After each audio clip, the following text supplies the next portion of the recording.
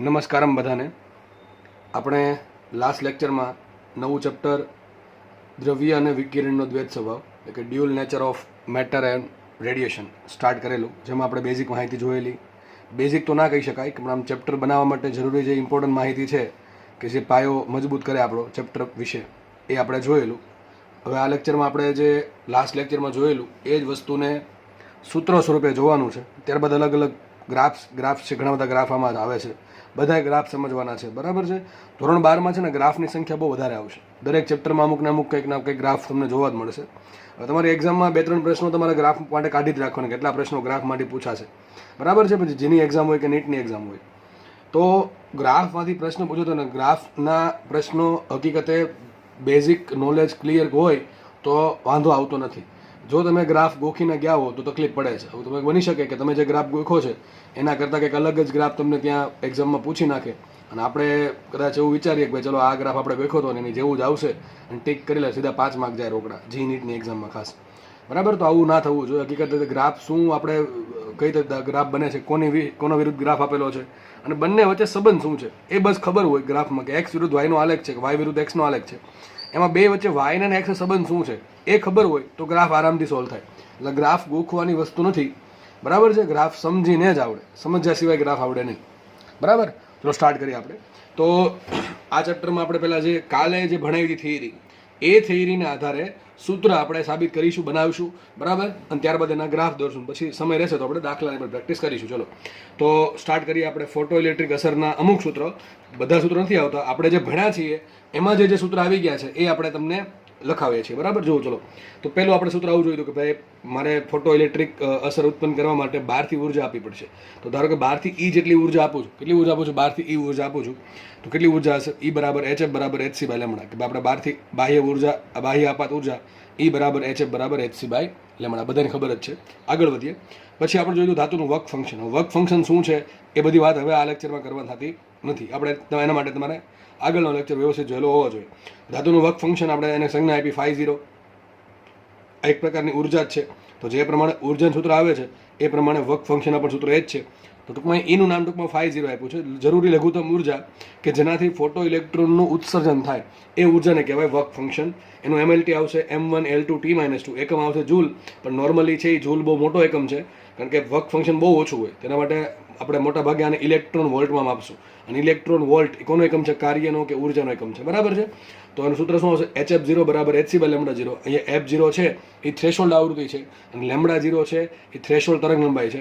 તમારે જોવું પડે હંમેશા પહેલી વસ્તુ એ ચેક કરવાની, જો લખી છે જો કે અહીંયા કે ફોટો ઇલેક્ટ્રિક અસર માટે મોસ્ટ ઇમ્પોર્ટન્ટ શરત, પહેલું જો કોઈ તમારે કામ કરવાનું હોય તો પહેલું કન્ડિશન ચેક કરવાની. શું કન્ડિશન ચેક કરવાની? કે જે બહારથી ઉર્જા પડે છે એ વર્ક ફંક્શન કરતાં વધારે છે કે નહીં. વધારે હોવી જ જોઈશે. જો ઓછી હશે તો ફોટો ઇલેક્ટ્રોન ઉત્પન્ન જ નહીં થાય, તો આગળની કોઈ વસ્તુ આવશે જ નહીં. ફોટો ઇલેક્ટ્રોન ઉત્પન્ન થયા, કેટલા વેગથી ઉત્પન્ન થયા, કેટલી ગતિથી ઉત્પન્ન થયા, એ બધી વસ્તુઓ આગળ આપણે ભણવાની છે. પરંતુ ફોટો ઇલેક્ટ્રોન્સના ઉત્સર્જન માટે, ફોટો ઇલેક્ટ્રિક ઇફેક્ટ માટે હંમેશા first condition, that is must condition. First condition is must condition. ખબર પડે કે નહીં? મસ્ટ એટલે સેટિસ્ફાય થવી જ જોઈશે. મસ્ટનો બધાને ઉપયોગ ખબર છે ઇંગ્લિશમાં, બરાબર છે. એટલે મસ્ટ કન્ડિશન છે આ, કે ભાઈ આ કન્ડિશન સેટિસ્ફાય થવી જ પડશે, આમાં જરા પણ અંતિમ ચાલશે નહીં. તો કઈ કન્ડિશન છે? એકને એક વાત છે જે તમને કાલે સાબિત કરી હતી આપણે, કે ભાઈ આપાત આવૃત્તિ છે એ થ્રેશોલ્ડ આવૃત્તિ કરતાં વધારે હોવી જોઈએ અને આપાત તરંગ લંબાઈ છે એનું કિંમત જે થ્રેશોલ્ડ તરંગ લંબાઈ છે એનાથી ઓછી હોવી જોઈએ, ઊંધું ચાલશે, બરાબર. આપણે કાલે જોઈ ગયા છીએ. અને અથવા અમે કહી શકો કે આપાત ઉર્જા છે એ વર્ક ફંક્શન કરતાં વધારે હોવી જોઈએ. તો 3 કન્ડિશન છે, બધી એકને એક જ વસ્તુ છે. જો કે આમાં કંઈ ફરક નથી, બધા અહીંથી HC અચળ વસ્તુ છે ઉડાડ નાખી છે. એટલે સિમ્પલ 3 કન્ડિશન કહો કે એક કન્ડિશન, બધું હરકું જ છે કે ભાઈ આપાત ઉર્જા છે એની કિંમત વર્ક ફંક્શન કરતાં વધારે હોવી જોઈએ, અથવા આપાત આવૃત્તિની કિંમત થ્રેશોલ્ડ આવૃત્તિ કરતાં વધારે હોવી જોઈએ, અથવા આપાત તરંગ લંબાઈની કિંમત જો બધી જગ્યાએ ગ્રેટર ધેન છે, લેસ ધેન છે. ખાસ જોજો ભાઈ, બરાબર છે. ઘણા છે ને આમાં બહુ તકલીફ ખાય છે, આમાં બહુ જ તકલીફ ખાય છે ને આમાં સીધા માર્ક જાય છે. ભાઈ તમને એક પ્રશ્નનું મહત્વ શું છે એ જ્યારે તમારા માર્ક્સ આવશે ને ત્યારે ખબર પડશે કે થોડાક માર્ક્સ એટલું રહી જશો કોઈ સારી જગ્યાએ, એક સારી કોલેજમાં કે સારી સીટ કે સારી લાઇન સિલેક્ટ કરવામાં, ત્યારે તમને વેલ્યુ સમજો છે કે એક ક્વેશ્ચનનો શું મહત્વ છે, કે એક ક્વેશ્ચનમાં ખોટો આન્સર ટીક થયો 5 માર્ક સીધા વધે રોકડા. એ 5 માર્ક બહુ સારા લાગશે, બહુ જ સારા લાગશે, પણ આવા ઝીણા વસ્તુઓ છે ને માર્ક્સ ઘણી વખત વિદ્યાર્થીઓને ઘટાડે છે. એના માટે એ વસ્તુ એ છે, એક તો જો ઘણાને કેવું થાય ખબર છે, અત્યારે આ ચેપ્ટર નંબર 3 ચાલે આપણે ધોરણ 12નું. હવે મોટા ભાગના વિદ્યાર્થીઓને અમારામાંથી લગભગ 95 થી 97% લોકોને વસ્તુ સમજાતી હશે, બરાબર. જે લોકો 2-3% કે 2-5% કે 10% લોકો એવા કે માત્ર જોવા ખાતર વિડીયો જોવે, એને બની શકે કે ભાઈ ખાલી જોવા ખાતર જોતા હોય વાલીના પ્રેશરથી, કે ભાઈ ક્યારેક એવું મન થઈ ગયું કે ભાઈ ચલો આપણે જોવું જોઈએ, 12મા ધોરણમાં છીએ એટલે જોતા હોય છે, એને કંઈ મતલબ નથી, આપણે એ લોકોને વાતે નથી કરતા. તો બાકીના જે લોકો વિડીયો જોવે છે એને બનશે એવું કે જે ચેપ્ટર હું અત્યારે ભણાવું છું એમાં તમને પ્રોફિશન્સી આવતી જશે, અથવા કહું તો મજબૂતાઈ આવતી જશે કે ભાઈ આ ચેપ્ટર છે આપણને પૂરેપૂરું સમજાઈ ગયું છે, દાખલા તો બધા પૂરેપૂરા સમજાઈ ગયા છે, ચલો LL લાઈન કે બીજું કોઈ મટીરિયલ લઈને બેઠા આરામથી દાખલા સોલ્વ થાય છે, થશે એવું. ચેપ્ટર આ પતી ગયું, બીજું ચેપ્ટર સ્ટાર્ટ થયું, ત્યાં સુધી જો કે હજી યાદ જ હશે, પણ માનો કે આ ચેપ્ટર પછી બીજા 2-3 ચેપ્ટર ચાલી ગયા, આ ચેપ્ટર પછી બીજા 2-3 ચેપ્ટર ચાલી ગયા, ત્યાં સુધીમાં તમે આ ચેપ્ટરનું રિવિઝન કર્યું નથી, તો પછી બનશે ધીમે ધીમે તમારી જે આમાં પ્રોફિશન્સી હતી, જે તમારી સ્ટ્રેન્થ હતી, એ હવે ધીમે ધીમે તમારી વીકનેસ બનતી જશે. આ ચેપ્ટર તમને ભૂલાતું જશે. કારણ શું, એવું નહીં કે સાવ ભૂલાઈ જશે, થોડું થોડું યાદ હશે, પણ કોઈ ક્રિટિકલ દાખલો આવી ગયો તો એ અત્યારે જ્યારે ચેપ્ટર ચાલે છે ત્યારે તમે એ દાખલો ગણી શકતા હતા, પણ ધારો કે 1 મહિના પછી કે 1.5 મહિના પછી માનો કે એવો જ દાખલો અલગ રીતે તમને પૂછો, થોડું ડેટા ચેન્જ કરીને, તમને થશે કે આ દાખલો મને આવડતો હતો પણ અત્યારે આવડતો નથી. એનું કારણ એ છે કે તમે રિવિઝન નથી કર્યું. એટલે યાદ રાખજો, મોટા ભાગના વિદ્યાર્થીના પ્રોબ્લેમ હોય છે કે જ્યારે સર ચેપ્ટર ચાલે છે ત્યારે બધી બહુ મજા આવે છે, દાખલા સોલ્વ થાય છે, પણ જ્યારે અમુક સમય જાય, 1 મહિનો 2 મહિના, પોતાના પર ડિપેન્ડ કરે કે પોતે કેવી રીતે સમજેલા છે, કેવી પ્રેક્ટિસ કરેલી છે, પોતાના પર ડિપેન્ડ કરે. અથવા બની શકે એવા બહુ ઓછા લોકો હોય કે જેને રિવિઝન વગર આવડી જતું હોય, પણ એવા બહુ ઓછા લોકો હોય છે, બરાબર છે. હાર્ડલી બહુ ઓછા લોકો હોય એવા જેને થોડુંક સ્માર્ટ વર્ક કર્યું હોય વધારે પડતું પહેલેથી જ, તે એમાં શરૂઆતથી તમારું બેકગ્રાઉન્ડ, સ્કૂલિંગનું બેકગ્રાઉન્ડ પણ કામ લગાડે, બરાબર. તો નોર્મલી લોકોને ભૂલાઈ જાય છે. એવું નથી કરવાનું, આપણે રિવિઝન સતત કરવાનું છે ભાઈ, બરોબર છે. જો છેલ્લે માર્ક્સ લાવવા હોય તો કંઈક કરવું પડે ને કંઈક ના કરવું પડે. કંઈક શું ના કરવું પડે કે ચેપ્ટર જ્યારે સમજો છો ત્યારે વ્યવસ્થિત સમજી લો, એ બધું કરવાનું છે. પરંતુ ચેપ્ટર પૂરું થઈ ગયા પછી એવું બનવું જ ના જોઈએ કે 2 મહિના સુધી તમે ચેપ્ટર એડું જ નથી. અરે તમે જુઓ, ચેપ્ટર પતશે તમને પ્રોફિશન્સી આવી જશે કે ચલો આપને આવડે છે, આમાંથી ગમે એવો દાખલો આવશે આપણી સામે, આઈ એમ એબલ ટુ સોલ્વ ઇટ, બરાબર. તમને એવું થશે કે હું આને સોલ્વ કરવા માટે એબલ છું, બરાબર. ગમે દાખલો આવશે હું સોલ્વ કરી નાખીશ. પણ આ જે કોન્ફિડન્સ છે ને ધીમે ધીમે ઘટતો જશે જો તમે રિવિઝન નહીં કરો તો. એટલે રિવિઝન શબ્દ છે ને એ બહુ જરૂરી છે દોસ્ત. જે લોકોને વસ્તુ પહેલાં સમજાશે ને 100%નું મેરિટ લિસ્ટમાં ઉપર નામ હશે, એનો રેન્ક બહુ સારો આવશે. અને જે લોકોને પછી સમજાશે છેલ્લે સમય નહીં હોય. એટલે યાદ રાખજો શબ્દો, રિવિઝન કરવું જરૂરી છે. હું ગમે એટલી મહેનત કરું તમારી પાછળ, ભાઈ ચલો બધું સમજાવી દઉં, ગમે તે દાખલા ગણાવું, દાખલા આવતો હોય 10 ની જગ્યાએ 50 દાખલા તમે ગણાવો, બરાબર, અલગ અલગ જગ્યાએથી લઈને, પરંતુ તમે જો રિવિઝન નહીં કરો તો એનો કોઈ મિનિંગ નથી. મારી મહેનતનો તમારી મહેનતનો. એટલે રિવિઝન કરવું જરૂરી છે. ધોરણ 12ના ચેપ્ટર ચાલતા જાય એમ ધોરણ 11 આપણે અડીએ જ નહીં તો નીટને જે ભૂલી જવાનું કે માર્ક્સ આવશે, ગુજકેટમાં માર્ક્સ આવી શકે, એમાંય તે 12મા ચેપ્ટર રિવિઝન થાય તો. એટલે આ વસ્તુ વારે વારે કહેવાય નહીં, કહું દર વખતે નહીં કહેવામાં આવે, બરાબર છે. આપણે એટલીસ્ટ 12મા ધોરણમાં છીએ, આપણે ડૉક્ટર બનવા જઈ રહ્યા છીએ, સારી જગ્યાએ એન્જિનિયર બનવા જઈ રહ્યા છીએ, તો આપણામાં એટલી તો બુદ્ધિ આવી જ જોઈએ હવે, તર્ક શક્તિ, કે જેથી આપણે એટલી તાર્કિક બુદ્ધિ આવી જોઈએ કે જેથી નક્કી કરી શકીએ કે આપણે શું કરવું જોઈએ ને શું ના કરવું જોઈએ, બરાબર. આ વસ્તુ દરેક વિદ્યાર્થીને લાગુ પડે છે, હોશિયાર વિદ્યાર્થીને લાગુ પડે. જો કે હોશિયાર જેવું કંઈ હોતું નથી, જે લોકો મહેનત કરે છે અને માર્ક્સ આવે છે ને આપણે હોશિયાર નામ આપ્યું છે. જે લોકો મહેનત કરવામાં આળસ કરે છે કે રિવિઝન કરવામાં આળસ કરે છે અને માર્ક ધીમે ધીમે તૂટે છે, બરાબર છે. તો આવું કોઈને કરવું નથી. દરેક વિદ્યાર્થીએ ફરજિયાત રિવિઝન કરવાનું છે. પછી ગમે સબ્જેક્ટ હોય, ફિઝિક્સ હોય, બાયોલોજી હોય, કેમેસ્ટ્રી હોય, ઇવન ઇંગ્લિશ હોય, બરાબર. ઓકે, ચલો તો આપણે ફટાફટ આગળ વધીએ. તો પહેલી કન્ડિશન આ હતી, આ મસ્ટ કન્ડિશન છે, આ સેટિસ્ફાય થવી જ જોઈએ. આ સેટિસ્ફાય નહીં થાય તો આગળ કંઈ ગણતરી આવશે જ નહીં. આગળ કોઈ ગણતરી નહીં આવે, કોઈ સૂત્ર નહીં આવે, સીધું પતી ગઈ વાત કે ભાઈ ફોટો ઇલેક્ટ્રોન ઉત્પન્ન થતા જ નથી, તો આગળ વાત ક્યાં કરવાની આવે, કેટલા વેગ છે ને કેટલો પ્રવેગ છે એ બધું ટૂંકમાં સમજ પડે કે નહીં. આ કન્ડિશન નેસેસરી છે, નેસેસરીની આ કન્ડિશન મસ્ટ છે. This condition must be satisfy, બરાબર. આ સેટિસ્ફાય થવી જ પડે. જો આ સેટિસ્ફાય થાય, ચલો માનો કે કન્ડિશન સેટિસ્ફાય થાય છે કે બહારથી જે ઉર્જા આવે છે વર્ક ફંક્શન કરતાં વધારે છે, અથવા એની જે આવૃત્તિ છે આપાત આવૃત્તિ એ થ્રેશોલ્ડ આવૃત્તિ કરતાં વધારે છે, અથવા જે આપાત તરંગ લંબાઈ છે એ થ્રેશોલ્ડ તરંગ લંબાઈ કરતાં ઓછી છે, તો પછી સાહેબ શું, ચલો માનો કે ઇલેક્ટ્રોન ઉત્પન્ન થયા. હવે ઇલેક્ટ્રોન ઉત્પન્ન થયા તો આપણે કાલે લિનાર્ડનો એક્સપેરિમેન્ટ બહુ ડિટેલમાં ચર્ચા કરી હતી, બરાબર છે. એમાં જોયું હતું કે ભાઈ આપણે જ્યારે ધન પોટેન્શિયલ આપશું, આપણે એક સાઈડ શું હતું, એક સાઈડ એસ હતું, એક સાઈડ હતું કલેક્ટર, બરાબર છે. એસમાં આપણે પ્રકાશ આપત કર્યો એટલે એમાંથી ફોટો ઇલેક્ટ્રોન ઉત્પન્ન થયા. એમાં આપણે પહેલાં જોયું કે ભાઈ આપણે કયો પ્રકાશ આપત કર્યો તો યુવી પ્રકાશ. લિનાર્ડે કયો પ્રકાશ આપત કર્યો તો યુવી પ્રકાશ, કારણ કે યુવી પ્રકાશની આવૃત્તિ ઘણી વધારે હોય બીજા બધા કરતાં. તો મોટાભાગની થ્રેશોલ્ડ આવૃત્તિની કિંમત છે ને યુવી પ્રકાશની થોડીક નીચે આવે. એટલે યુવી પ્રકાશથી લગભગ છે ને તમને ફોટો ઇલેક્ટ્રોન ઉત્પન્ન થાય જ. એટલે ફોટો ઇલેક્ટ્રોન ઉત્પન્ન થયા એસમાંથી અને પછી કલેક્ટર પર એને જવા દેવા છે. તો એને બે વસ્તુ કરી, કલેક્ટરને ધન રાખ્યું તો ઘણા બધા ઇલેક્ટ્રોન ત્યાં ગયા એટલે પ્રવાહ મેળવ્યો. એટલે ખબર પડી કે ઘણા બધા ઇલેક્ટ્રોન છે એ ફોટો ઇલેક્ટ્રોન પ્રવાહ ઉત્પન્ન કરે છે. પછી એને ધીમે ધીમે શું કર્યું, કલેક્ટર છે એને ધીમે ધીમે શું કર્યું, ઋણ વોલ્ટેજ આપ્યું. જેમ ઋણ વોલ્ટેજ આપતો ગયો, બરાબર છે, એસની સાપેક્ષે કલેક્ટરને અથવા એસની સાપેક્ષે કલેક્ટરને ઓછું વોલ્ટેજ આપતો ગયો. એમ થયું એવું કે હવે વિદ્યુત ક્ષેત્ર છે ને એ આ દિશામાં લાગ્યું, એસ થી સી તરફ. કઈ લાગ્યું? એસ થી સી તરફ. હવે ઇલેક્ટ્રોનને તકલીફ પડે, એસ થી સી તરફ જવા ઇલેક્ટ્રોન તકલીફ પડતી હતી. એટલે કઈ રીતે તકલીફ પડતી હતી? કારણ કે ઇલેક્ટ્રોનનું બળ લાગે વિદ્યુત ક્ષેત્રની વિરુદ્ધ દિશામાં, ઇલેક્ટ્રોનને જવું છે વિદ્યુત ક્ષેત્રની દિશામાં, એટલા માટે એની પાસે કંઈક ઉર્જા હોવી જોઈએ.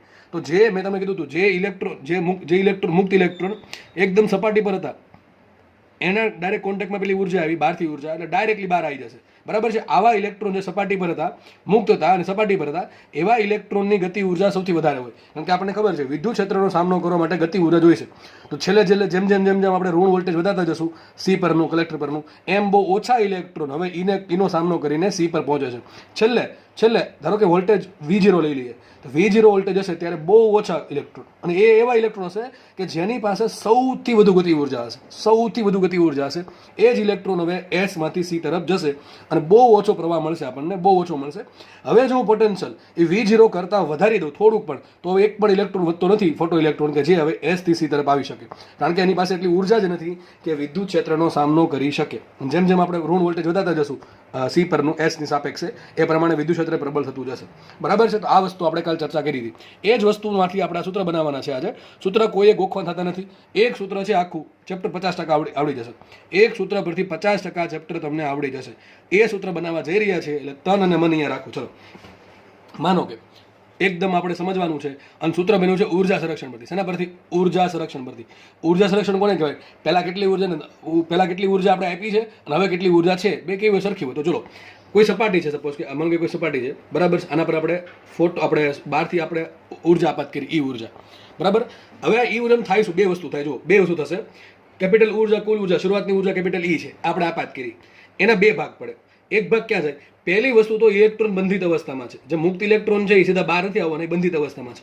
એને આપણે બહાર કાઢવા પડશે.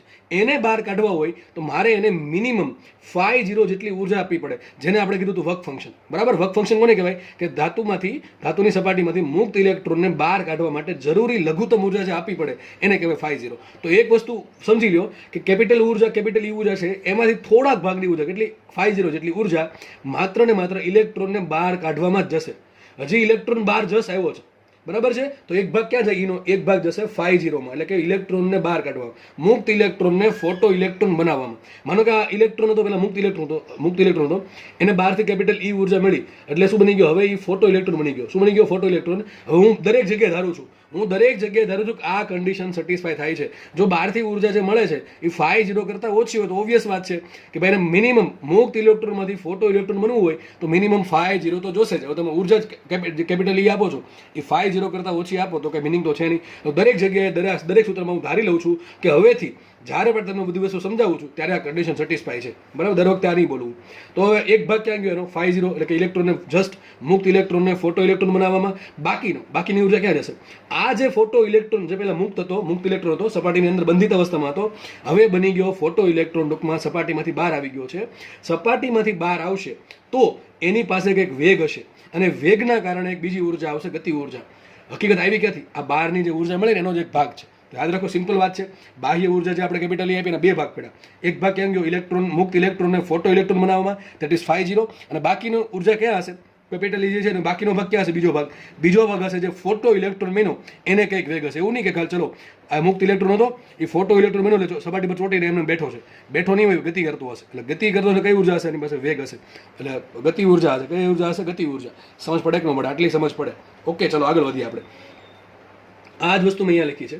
તો જે કુલ ઉર્જા છે એનો એક ભાગ તો આપણે સમજ પડી કે 5 છે, પરંતુ જે બીજો ભાગ છે ગતિ ઉર્જા, એ હશે મહત્તમ. આ કોની વાત થાય છે? આ એવા ઇલેક્ટ્રોનની વાત થાય છે કે જે સપાટી પર આરામથી બહાર નીકળી ગયો છે. બરાબર. ટૂંકમાં જે સપાટી પરના જે ઇલેક્ટ્રોન, મુક્ત ઇલેક્ટ્રોન, એની વાત થાય છે. એની ગતિ ઉર્જા કેવી હશે? મહત્તમ.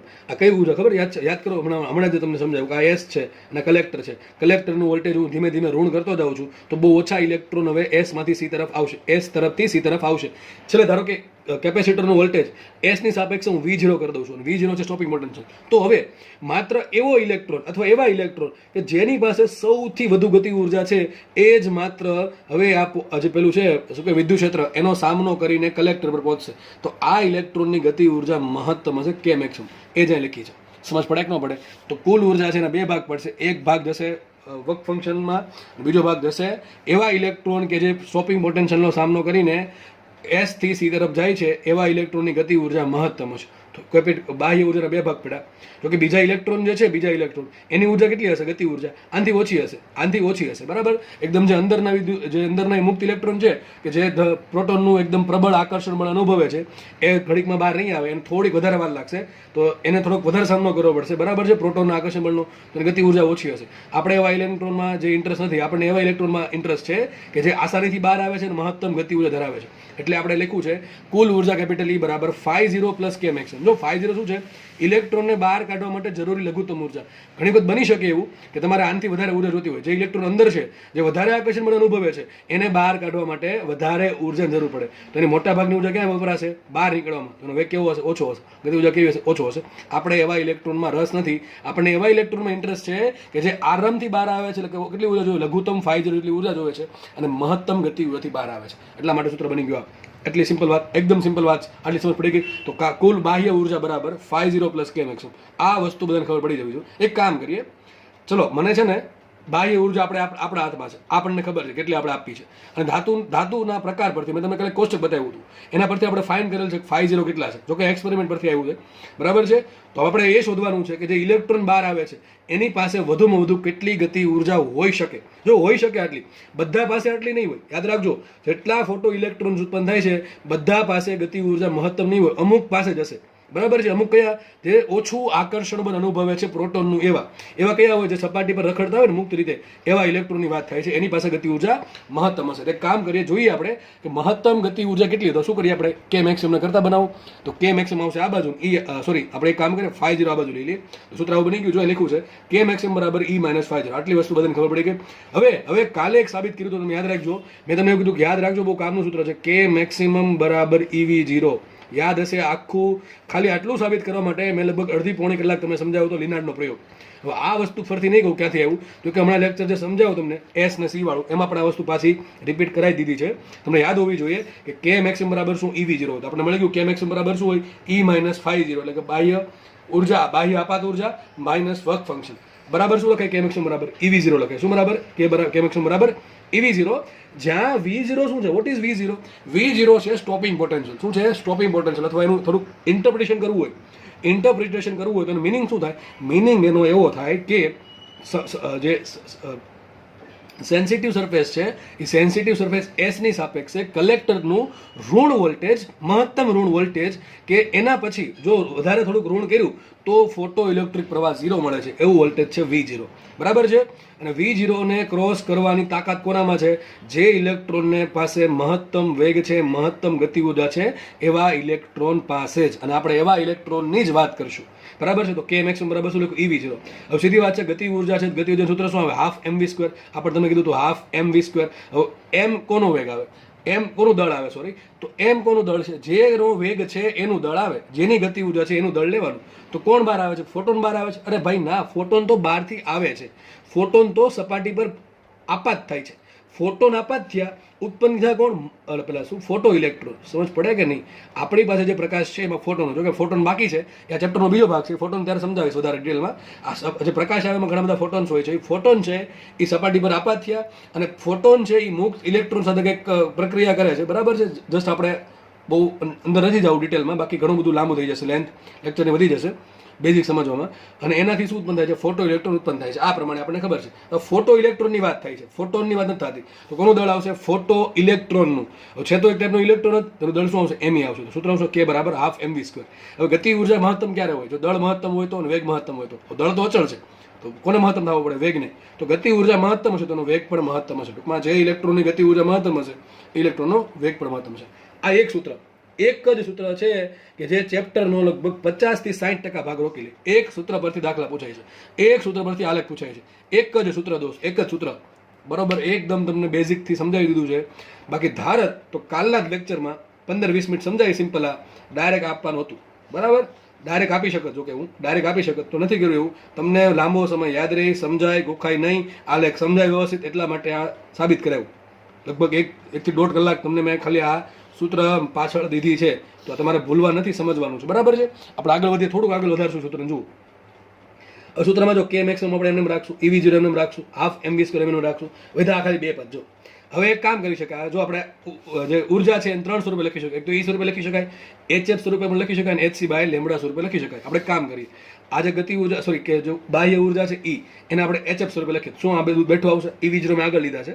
EV0 બરાબર K મેક્સિમમ બરાબર હાફ MV², બધું એમને રાખ્યું. એક કામ કરીએ, E બરાબર શું લખીએ? HF લખીએ. ϕ0 બરાબર શું લખીએ? HF0. F શું છે? આપાત આવૃત્તિ, અને F0 શું છે? થ્રેશોલ્ડ આવૃત્તિ.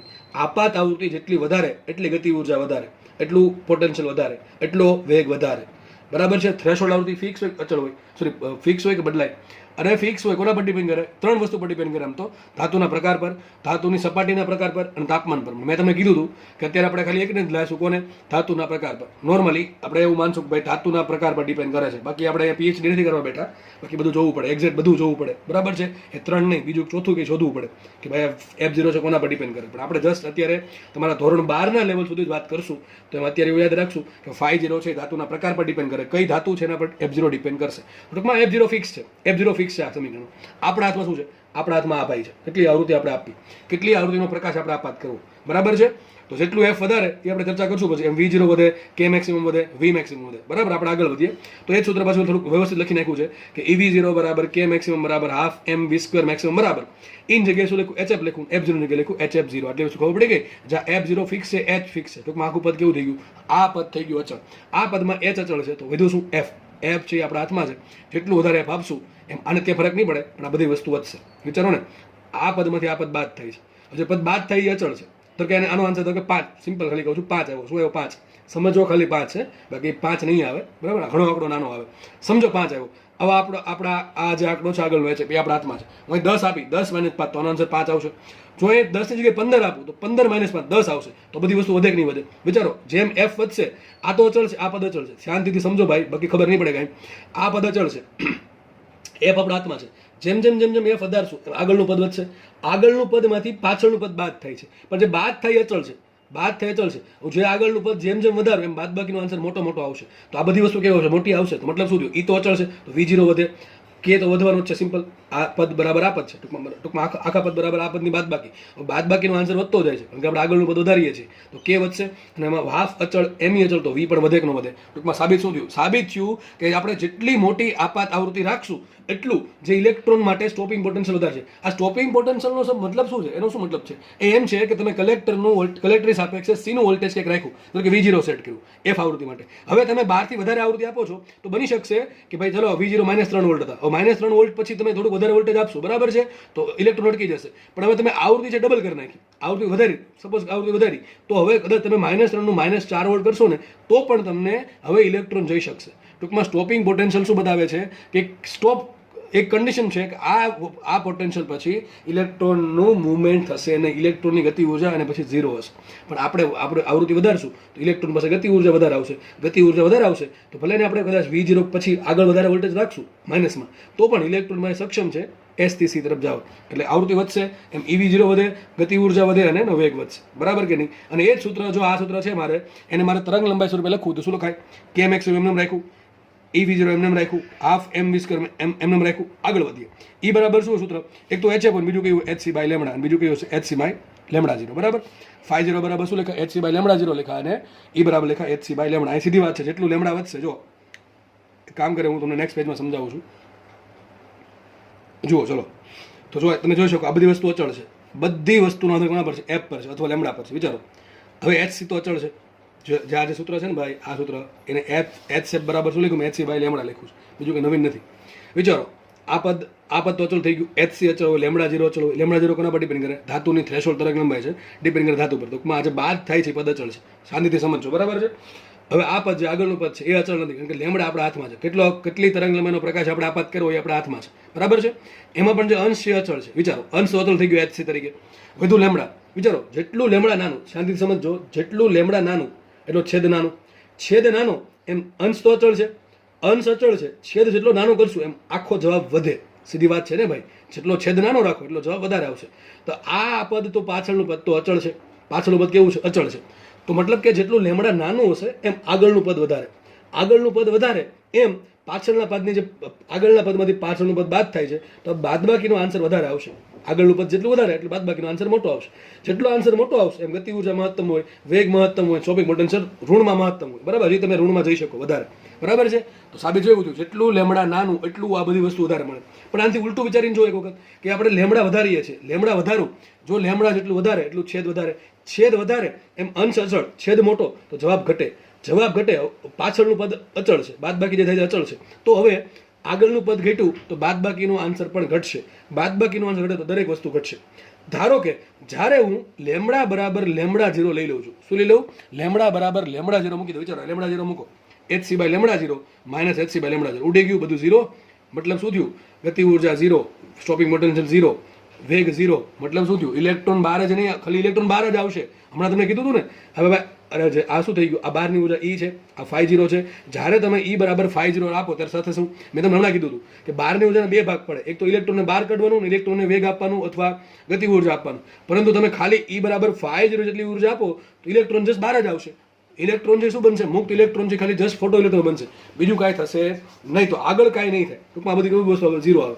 બરાબર છે. આપણે એવી જ ઈચ્છા રાખીએ કે એને φ0 કરતાં થોડીક વધારે ઉર્જા મળે કે જેથી ફોટો ઇલેક્ટ્રોન છે કે વેગ પણ ધરાવે. બરાબર છે. હવે આ તમને ખબર જ છતાં પણ લખી દીધું છે કે V0 શું છે? V0 છે એ સંવેદન સપાટી છે, બરાબર, જે સેન્સિટિવ સરફેસ. એસની સાપેક્ષ શું છે? કલેક્ટર સીનું મહત્તમ ઋણ વોલ્ટેજ કે જેના માટે ફોટો ઇલેક્ટ્રોનનો વેગ મહત્તમ હોય, ગતિ ઉર્જા મહત્તમ હોય અથવા ફોટો ઇલેક્ટ્રિક પ્રવાહ ટેન્સ ટુ 0 એટલે લગભગ 0 ની નજીક મળશે. કારણ શું છે? કારણ કે બહુ ઓછા ઇલેક્ટ્રોન હશે કે જે આ વોલ્ટેજ પર એસને ક્રોસ કરીને સી પર જતા હશે. તમે થોડુંક પણ વોલ્ટેજ આનાથી વધારશો, આવૃત્તિ અચળ છો, આવૃત્તિ અચળ રાખીને એફ અચળ રાખીને થોડુંક એ વોલ્ટેજ V0 કરતાં વધાર્યું તો હવે એક ઇલેક્ટ્રોન છે એ એસ થી સી તરફ જશે નહીં, ફોટો ઇલેક્ટ્રિક પ્રવાહ ઇઝ ઇક્વલ ટુ 0 થઈ જશે. Tense two 0 is equal to 0 ફરક છે, મેથ્સ વાળાને ખબર હશે. બરોબર. તો ચલો સૂત્ર આપણે આવી ગયું. આ હવે ઘણી વખત છે ને તમને આવું પૂછે કે સ્ટોપિંગ પોટેન્શિયલ આટલું છે તો વેગ કેટલો હશે. તમને એમ પૂછે કે એક જે ફોટો ઇલેક્ટ્રોન છે એના માટે સ્ટોપિંગ પોટેન્શિયલ આટલું છે તો એનો જે મહત્તમ વેગ કેટલો હશે. તો સીધી ઘણા આવું પણ ના આવડતું હોય. અરે ભાઈ આટલો ટુકડો પકડો ને, સૂત્ર આખું છે હો ભાઈ. જો 1 2 3 ને 4 5 સ્ટેપ છે આમાં, 5 પદ છે, 1 2 3 4 ને 5. અથવા આમ પણ લખી દો કે hc બાય લેમડા લખી દો. ચલો ને, hc by lambda minus hc by lambda છે. આ તમારું આખું કમ્પ્લીટ સૂત્ર. અથવા આમ ચલો એક હજી લખી દઉં, E માઇનસ φ0. સૂત્ર આખું આ એક સૂત્ર છે. જુઓ, બરાબર.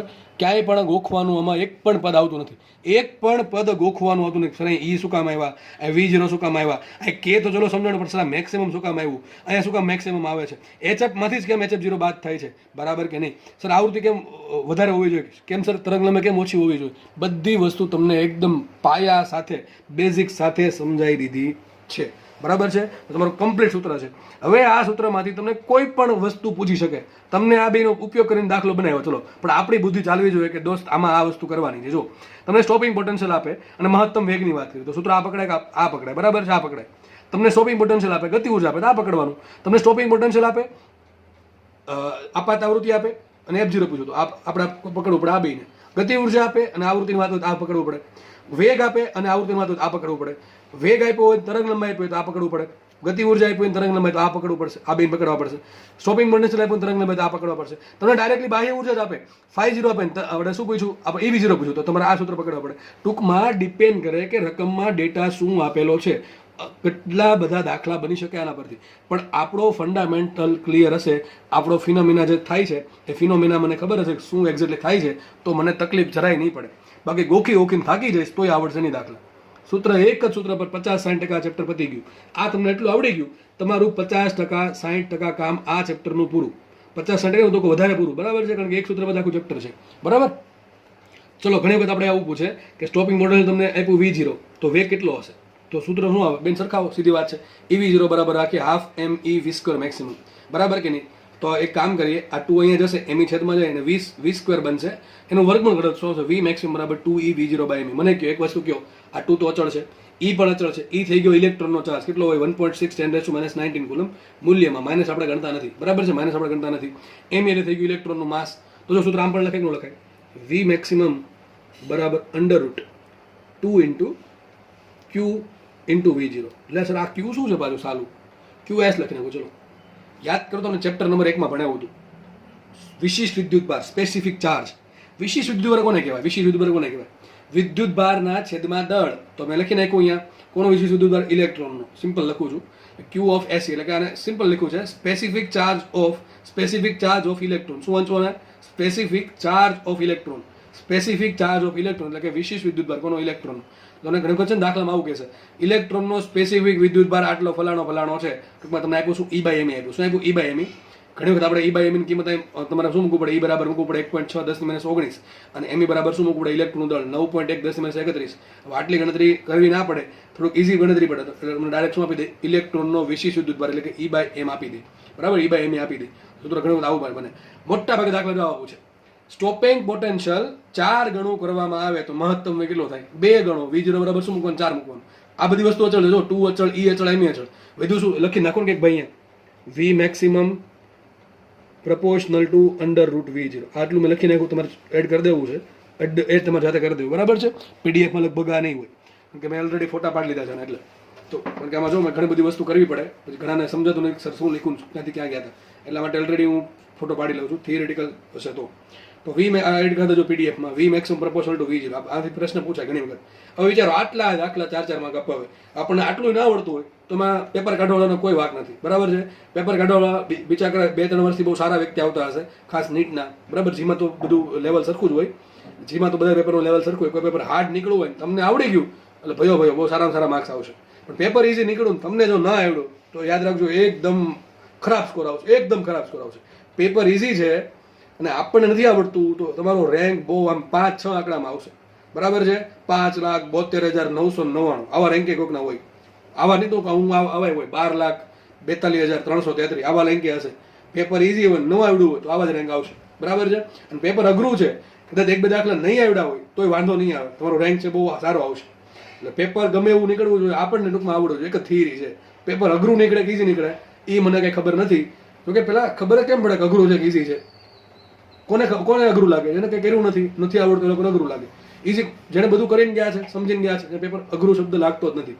બરોબર છે. તો પ્રશ્ન પૂછાણો કે સ્ટોપિંગ પોટેન્શિયલ 4 ગણું કર્યું, મહત્તમ વેગ કેટલો? 2 ગણો. અહીંયા ધારો કે એમ કીધું સ્ટોપિંગ પોટેન્શિયલ 3 ગણું કર્યું તો કેટલો મહત્તમ વેગ? √3 ગણો. એટલે આટલું તો આવડે કે ના આવડે? એ મૂકી દેવાની ખાલી કિંમત. 4 ગણો તો 4 મૂકો. 4 નું વર્ગમૂળ 2. આ ધારો કે તમને કીધું કે ભાઈ મહત્તમ વેગ સ્ટોપિંગ પોટેન્શિયલ છે એ તમે 9 ગણું કર્યું તો મહત્તમ વેગ 9 નું વર્ગમૂળ 3 ગણો. ચલો એક પ્રશ્ન પૂછું કે ભાઈ સ્ટોપિંગ પોટેન્શિયલ 3 ગણું કરું ગતિ ઉર્જા કેટલી? 3 ગણી. કારણ કે જો V0 proportional to K maximum છે, એમ પણ લખાય. V0 proportional to K maximum છે, તો સ્ટોપિંગ પોટેન્શિયલ 3 ગણું થશે તો ગતિ ઉર્જા પણ 3 ગણી થશે. સમજ પડે કે ન પડે? અથવા અહીંયા આવૃત્તિનું પૂછે, એ આપણે દાખલા જોશું ત્યારે ભણશું. તો હવે આપણે જે સૂત્ર બનાવ્યું એનું કન્ક્લુઝન તમને મેં હમણાં સમજાવ્યું કે બધી વસ્તુ કઈ રીતે એકબીજા પર ડિપેન્ડન્ટ છે. તો હમણાં આપણે મેઇન વસ્તુ કઈ છે? આપણા હાથમાં આવૃત્તિ છે અથવા તરંગ લંબાઈ છે, ગમે એક છે, આપણે આવૃત્તિને રાખીએ. ચલો તો સીધી વાત છે, સૂત્ર પછી દેખાય છે. તમને હમણાં મેં સમજાવ્યું કે ભાઈ જેમ આવૃત્તિ વધશે એમ ઉર્જા વધે. બરાબર, HF વધે. સીધી વાત છે. આવૃત્તિ વધે ઉર્જા વધે. બસ ધ્યાનથી સમજો, બહુ સોલિડ વસ્તુ છે આ. બરાબર, આટલી ખબર પડી ગઈ તો આલેખમાં બહુ સારી સરળતા રહેશે. આવૃત્તિ વધશે તો જો આપાત ઉર્જા છે એ વધશે, તરંગ લંબાઈ ઘટે. આટલી બધાને ખબર જ હોય નોર્મલી. આ ચેપ્ટરને કાંઈ લેવા દેવા નથી, આ બધી જગ્યાએ લાગુ પડે. બરાબર છે. જેમ આવૃત્તિ વધશે એમ આપાત ઉર્જા વધશે અથવા તરંગ લંબાઈ ઘટશે. આપાત તરંગ લંબાઈ ઘટે. જેટલી આવૃત્તિ વધારે જેટલી ઉર્જા વધારે તો જેટલી તરંગ લંબાઈ ઓછી. આપણે જોયું હમણાં સૂત્ર પરથી દેખાય જ છે, મેથેમેટિકલી ગણિતની રીતે આરામથી સાબિત કરી શકાય કે જેટલી આવૃત્તિ વધારે એમ ગતિ ઉર્જા વધારે. જે ફોટો ઇલેક્ટ્રોન ઉત્પન્ન થયા એની ગતિ ઉર્જા વધે. જેટલી તમે આવૃત્તિ વધારતા જાઓ એમ ગતિ ઉર્જા વધતી જાય. ગતિ ઉર્જા વધતી જશે, મહત્તમ ગતિ ઉર્જા, મહત્તમ વેગ પણ વધતો જશે અને સ્ટોપિંગ પોટેન્શિયલ પણ વધતું જશે. સ્ટોપિંગ પોટેન્શિયલ મહત્તમ વધતું જાય મતલબ શું થાય? તમે હજી થોડાક ઋણમાં જશો ને, ઋણ વોલ્ટેજ તમે વધારશો, બરાબર, છતાં પણ તમને ઇલેક્ટ્રોન છે એ થોડાક જઈ શકશે. માનો કે S ને C તરફ. બરાબર, ધારો કે આવૃત્તિ F છે, તમે -3 વોલ્ટ અટકી ગયા. -3 વોલ્ટ પછી એક ઇલેક્ટ્રોન જતો નથી. હવે તમે આવૃત્તિ 2F કરશો તો તમે -4 વોલ્ટ કરશો તો ઇલેક્ટ્રોન જવાની શક્તિ ધરાવશે. બરાબર, પહેલા ક્યાં હતું? પહેલા -3 વોલ્ટ અટકી ગયા હતા. પરંતુ હવે 2F આવૃત્તિ ડબલ કરી તો ગતિ ઉર્જા વધી ગઈ. ગતિ ઉર્જા વધી ગઈ એટલે કે વેગ વધ્યો. એટલે કે શું થાય? જે વિદ્યુત ક્ષેત્ર પ્રબળ બન્યું, -3 વોલ્ટમાંથી -4 વોલ્ટ કર્યું, વિદ્યુત ક્ષેત્ર પ્રબળ બની ગયું. પણ હવે સામે ઇલેક્ટ્રોનની ગતિ ઉર્જા પણ વધે છે, એટલા માટે આરામથી S માંથી C તરફ જઈ શકશે. બરોબર, તો એટલે સ્ટોપિંગ પોટેન્શિયલ પણ વધશે. પણ શેમાં? ઋણમાં. આ મહત્તમ ઋણ વોલ્ટેજ છે. કોનું? C નું S સાપેક્ષે.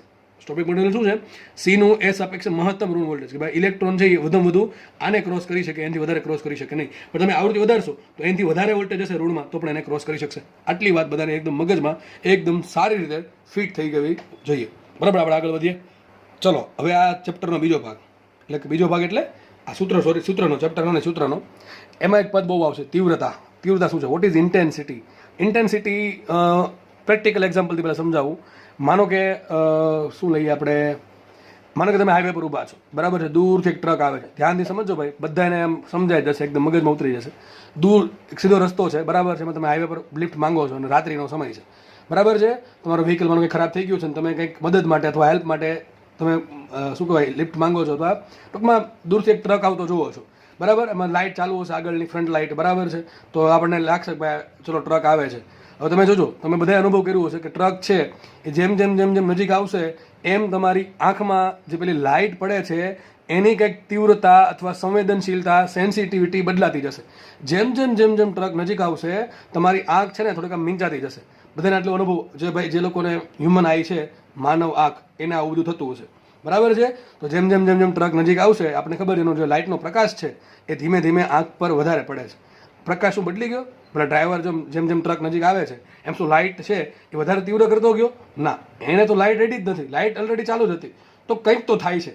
આંખને અને જે લાઇટ જે છે એમાંથી જે પ્રકાશ પડે છે, અને પ્રકાશ તો ચલો પડતો જ તો એમાંથી ઓલરેડી જેટલો તમે ઊભા હતા કે નહોતા ઊભા, લાઇટ તો જે પ્રકાશ પડવાનો છે પેલી ટ્રકની લાઇટમાંથી પડવાનો છે, બરાબર છે, એની જે હેડલાઇટ છે એમાંથી. પરંતુ એક વસ્તુ બહુ મહત્વની છે, ડિસ્ટન્સ. ટ્રક જ્યારે દૂર હતો ત્યારે સંવેદનશીલતા ઓછી હતી, આંખ ચલો જોઈ શકતી હતી ટ્રકને, પણ જેવો જેવો ટ્રક નજીક આવે છે અને માનો કે લિફ્ટ નથી આપતો, તો તમે જોયું હશે જ્યારે ટ્રક પસાર થઈ ગયો તમારી પાસેથી એકદમ આમ, તો જ્યારે એકદમ નજીક હતું તમારી, ત્યારે તમારી આંખ લગભગ મીચાઈ જાય, કારણ કે ઘણો બધો પ્રકાશ આંખ પર પડે. સર આ શું છે? આ તીવ્રતા છે. શું છે? આ ઇન્ટેન્સિટી છે. ઇન્ટેન્સિટી, પ્રબળતા. ઇન્ટેન્સિટી તમને ભણાવ્યું હતું લગભગ તરલમાં, ફ્લુઇડ મિકેનિક્સ ચેપ્ટર, દબાણ. દબાણ પણ એક ટાઈપની ઇન્ટેન્સિટી જ છે, બરાબર છે. ઇન્ટેન્સિટી શું? બળની ઇન્ટેન્સિટી. કોની તીવ્રતા કહેવાય? બળની તીવ્રતા કહેવાય. દબાણ એ બળની તીવ્રતા છે. જ્યારે આપણે જે તીવ્રતાની વાત કરીએ છીએ એ કોની તીવ્રતા આવશે? એક્ઝેક્ટ લખવું પડે, પ્રકાશની તીવ્રતા. પણ લખવું પડે, જો લખ્યું છે જો કે અહીંયા આપાત પ્રકાશની તીવ્રતા.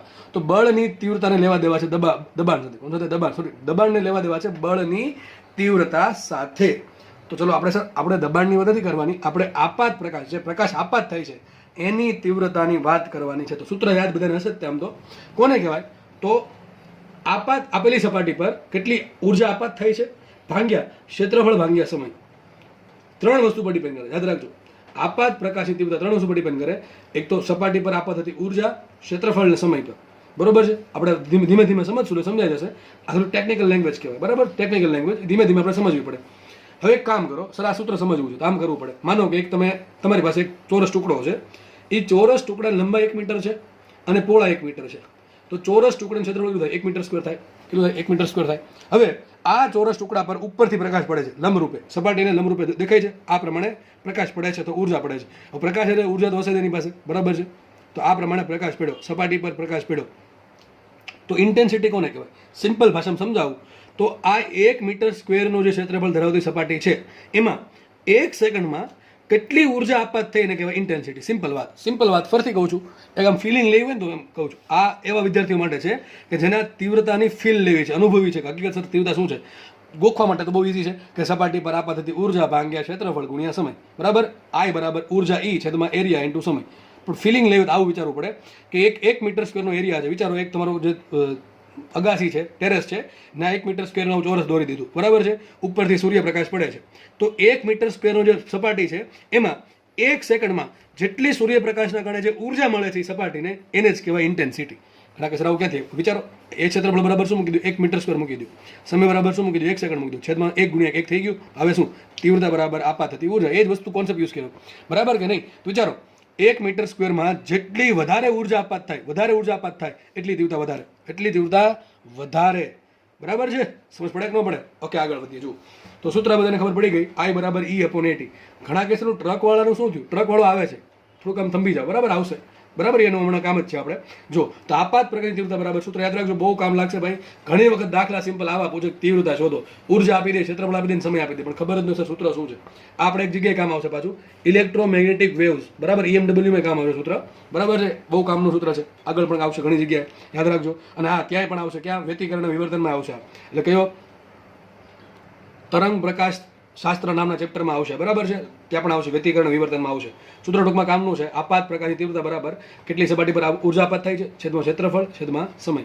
તો તીવ્રતા આય બરાબર કરંટ નથી, ઘણા કે છે પ્રવાહ છે, અને પ્રવાહને પણ આય જ કહેવાય, પણ આ સંજ્ઞા આય શું કામ આપી? તીવ્રતાને ઇંગ્લિશમાં કહેવાય ઇન્ટેન્સિટી, એટલા માટે, બરાબર. તો તીવ્રતા આઈ બરાબર શું આવશે? કેટલી ઉર્જા ઈ છેદમાં એરિયા ઇન્ટુ સમય. એટલે થઈ ગયું. હવે સમજો આપણે થોડુંક બાકી છે ફોટોનમાં આપણે સમજશું કે માનો કે સપાટી પર એક ફોટોન આપાત થયો, એફ આવૃત્તિ ધરાવતો એક ફોટોન આપાત થયો, તો એક ફોટોન સપાટીને એચએફ જેટલી ઉર્જા આપે. ટૂંકમાં આમ કહી શકો તમે, એક ફોટોનની ઉર્જા કેટલી એચએફ હોય. હવે સપાટી પર એક ફોટોનનો અસંખ્ય ફોટોન આપાત થાય, બરાબર છે. ધારો કે કુલ ટી જેટલા સમયગાળામાં સપાટી પર આવા સ્મોલ એન ફોટોન આપાત થાય છે. વિચારો, એક ફોટોનની ઉર્જા હોય એચએફ, તો એક ફોટોન સપાટીને એચએફ જેટલી ઉર્જા આપે, બરાબર છે. જો સપાટી છે એ ફોટોનનું સંપૂર્ણ શોષણ કરતી હોય તો પછી પરાવર્તન કરે ઘણી વખત, બરાબર છે, તો પછી થોડીક ઓછી ઉર્જા આપે. પણ એ બધું આપણે આમાં જોશું EMWમાં. અત્યારે બહુ ચર્ચા નહીં કરીએ, બરાબર, કે ટોપિક બહુ લેન્ધી થઈ જશે પછી, અને એ ચેપ્ટર જ્યારે આવશે ત્યારે ભણવાનું જ છે, બરાબર છે. તો માનો કે સપાટી પર એક ફોટોન આપાત થયો અને સપાટીએ એક ફોટોનનું શોષણ કરી નાખ્યું, તો એક ફોટોન છે એ સપાટીને એચએફ ઉર્જા આપશે. માનો કે આ જે સપાટી છે કોઈ પણ સપાટી પર, એ એરિયાવાળી સપાટી પર સ્મોલ ટી જેટલા સમયમાં આવા કુલ સ્મોલ એન ફોટોન આપાત થાય, તો મને એમ કહો એક ફોટોનની ઉર્જા કેટલી? એચએફ. તો આવા એન ફોટોનની ઉર્જા કેટલી? NHF. કેટલી? NHF. તો સપાટીને કેટલી ઉર્જા મળશે? સપાટીને મળતી કુલ ઉર્જા E બરાબર NHF. કેટલી આવશે? NHF. કેટલા સમયમાં? સ્મોલ ટી સમયમાં. અને ધારો કે સપાટીનું ક્ષેત્રફળ કેપિટલ A છે, તો આ સપાટી માટે તીવ્રતા કોને કહેવાય? I બરાબર NHF અપોન AT. એ શું છે? એ છે એરિયા, ટી શું છે? સમય, કેટલા સમયમાં કેટલા ફોટોન આપાત થયા, એન શું છે? આપાત થતા ફોટોનની સંખ્યા, અને HF શું છે? એક ફોટોનની ઉર્જા. તો આરામથી સૂત્ર આવડે. અરે આ જ લખ્યું છે, E બરાબર શું લખ્યું? NHF by AT. સમજ પડે કે ન પડે? ઓકે, ચલો આ ક્યારે વાપરવાનું? તમને એમ કહેશે કે F આવૃત્તિના આટલા ફોટોન આપાત થયા, એરિયા આટલો છે, સમય આટલો છે, તો આઈ શોધો. મળે કે ના મળે? NHF by AT. આમાં ગોખવાનું કશું નથી. તીવ્રતાની સમજ હોય ને, આટલું સૂત્ર આવડતું તો બધું બની શકે. આ ડાયરેક્ટ બની શકે આના પરથી, બરાબર છે. ઘણી વખત છે ને તમને F ના આપ્યો, લેમડા આપ્યો, તો કંઈ નહીં, આપણે શું કરવાનું? H બરાબર શું મૂકી દેવાનું? HC by lambda. સૂત્ર તો આમ પણ સાચું, NHC by lambda into AT. NHC બરાબર શું મૂક્યું? C by lambda. Sorry, F બરાબર શું મૂક્યું? C by lambda. AT એમ રાખ્યા. ક્યારે વપરાશે? કે ભાઈ જે ફોટોન આપાત થાય છે ને તરંગ લંબાઈ લેમડા છે, તો આટલી સમજ પડી ગઈ. તો તીવ્રતા મળી ગઈ મને NHC upon lambda AT.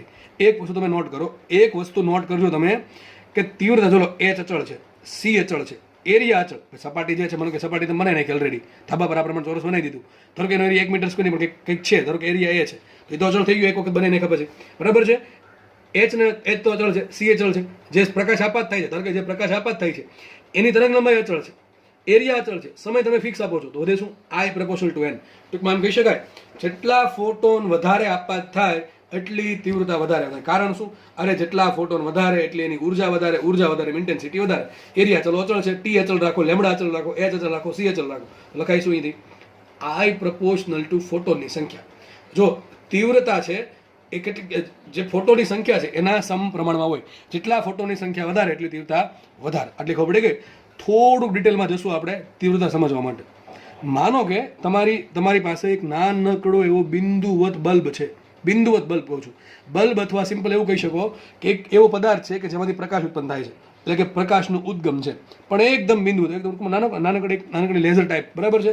Laser એકદમ નાનકડી, જો કે લેઝર તો નહીં નાખીએ આપણે, લેઝર કારણ કે એક ડાયરેક્શનમાં જાય. એવો પદાર્થ છે કે જેમાંથી ચારેય બાજુ પ્રકાશ ઉત્પન્ન થાય છે. આ પ્રમાણે ચારેય બાજુ પ્રકાશ ઉત્પન્ન થાય છે, પણ જે પદાર્થ છે એ નાનકડો બિંદુવત છે, બરાબર છે, નાનકડો. આ પ્રમાણે તો મારે આ પદાર્થ વડે ઇન્ટેન્સિટી શોધવી છે, બરાબર. સૂત્ર શું આવે? I બરાબર એરિયા છેદમાં AT.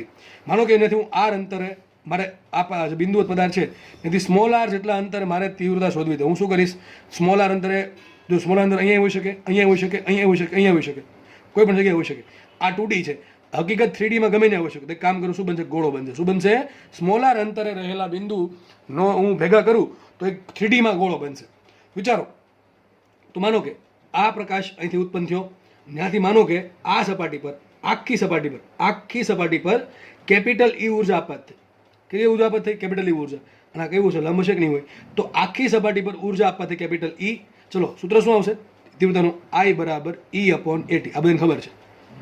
ઉર્જા કેટલી આપી થઈ? આખી સપાટી પર, ટૂંકમાં આખા ગોળા પર થઈ. આખા ગોળા પર ઉર્જા આપાત થઈ E છેદમાં ગોળાનો એરિયા શું આવશે? જો છેદમાં એરિયા આવે ને, એરિયા શું લેવાનું, કઈ સપાટી પર ઉર્જા આપાત થાય છે. આમાં ઉલટું છે, આમાં ઉપરથી ઉર્જા નીચે આવતી હતી, આમાં વચ્ચેથી ઉર્જા ચારે બાજુ, વિચારો ને આમ ચારે બાજુ ફેલાય છે. હકીકત આખો ગોળો છે, આમ ચારે બાજુ ફેલાશે. તો થોડુંક ફીલ કરો, એક વચ્ચે એક નાનકડો શું કે બિંદુવત સોર્સ છે, એમાંથી ચારેય બાજુ પ્રકાશ ઉત્પન્ન થાય છે, ચારે બાજુ 3Dમાં એક્સ વાય ઝેડ ડાયરેક્શનમાં ત્રણેય દિશામાં ચારેય બાજુ પ્રકાશ ઉત્પન્ન થાય છે. તો ગોળો બનાવવું આ ત્રિજ્યાનો, મારે આ અંતરે તીવ્રતા શોધવી છે, બરાબર છે. જો આ એક પહેલી છેલ્લી વખત ભણાવું છું, આ વસ્તુ ફરીથી રિપીટ નહીં કરું, અને બહુ જ દાખલા પૂછે ભાઈ આના, બરોબર યાદ રાખજો. એટલે જે સમજાવું છું શાંતિથી સમજી લેવું, બરાબર છે. તો એક આર ત્રિજ્યાનો ગોળો વિચારું, કારણ કે આર અંતરે મારે તીવ્રતા શોધવી છે. આર અંતર ગમે ને હોઈ શકે અવકાશમાં, 3Dમાં વિચારો તો એક શું બનશે, ગોળો બનશે. હવે બધી ઉર્જા અહીંયા આ ગોળા પર આપાત થઈ, ગોળાની સપાટી પર, તો ઉર્જા એ આવશે. મને એમ કહો ગોળાનો એરિયા કેટલો હોય, સપાટીનો એરિયા 4πr² × t કેટલો હશે, 4πr² × t. જો તો એક કામ કરો, ચલો જે સપાટી પર જે બિંદુવત ઉદ્ગમમાંથી ઉર્જા ઉત્પન્ન થાય છે એ અચળ છે, તો એ અચળ છે 4π અચળ. ચલો સમય આપણે અચળ કરી નાખીએ, ટૂંકમાં કોઈ સમય ફિક્સ સમયમાં, ચલો 2 સેકન્ડમાં 3 સેકન્ડમાં, એમ ટૂંકમાં સમય ફિક્સ કરી નાખીએ આપણે, એટલે કે પર્ટિક્યુલર સમયમાં કેટલી ઇન્ટેન્સિટી આવે શોધવું છે. તો ટૂંકમાં સમયને આપણે ફિક્સ કરી નાખીએ. તો વધુ શું, I proportional to 1/r². શું એવું, I proportional to 1/r². બહુ સોલિડ સૂત્ર છે. શું કહે છે, જો શું કહે છે કે જેમ જેમ અંતર r વધતું જશે, જેમ અંતર r વધતું જશે, એમ ઇન્ટેન્સિટી છે એ અંતરના વર્ગના વ્યસ્ત પ્રમાણમાં ઘટતી જશે. સમજો શું કહે છે, જેમ અંતર વધતું ગયું એમ તીવ્રતા અંતરના વર્ગના વ્યસ્ત પ્રમાણમાં ઘટતી જાય. કોના માટે, બિંદુવત ઉદ્ગમ માટે. કોના માટે, ઓનલી ફોર બિંદુવત ઉદ્ગમ, બરાબર છે. પોઈન્ટ સોર્સ એકદમ નાનકડો પોઈન્ટ જેવડો સોર્સ છે લાઇટનો, એમાંથી ચારે બાજુ પ્રકાશ ફેલાય છે. ત્યાંથી માનો કે પોઈન્ટ સોર્સથી આર અંતરે મારે તીવ્રતા શોધી. સૂત્ર શું આવશે, I બરાબર આપણે સાબિત કર્યું E/4πr²t. તો કે આનો જ ઉપયોગ કર્યો આપણે E/at નો, બરાબર છે. તો I બરાબર આવશે E/4πr² × t. આટલી ખબર પડી. હવે એ ધારો કે અચળ છે, 4π અચળ, ઘડીક t ને અચળ રાખીએ આપણે, પર્ટિક્યુલર સમયમાં કેટલી ઇન્ટેન્સિટી મળે એને એ શોધવું હોય તો મારે t ને ઘડીક 1 સેકન્ડ લઈ લો. તો શું આવશે, I proportional to 1/r². બહુ મસ્ત સૂત્ર છે. શું કહે છે, જેમ અંતર દૂર છે એમ I ઘટતું જશે. હવે યાદ કરો ટ્રક વાળો યાદ કરો, અંતર આવ્યું ને, જો વિચારો, જેટલું ઉદ્ગમ દૂર એટલી ઇન્ટેન્સિટી ઓછી.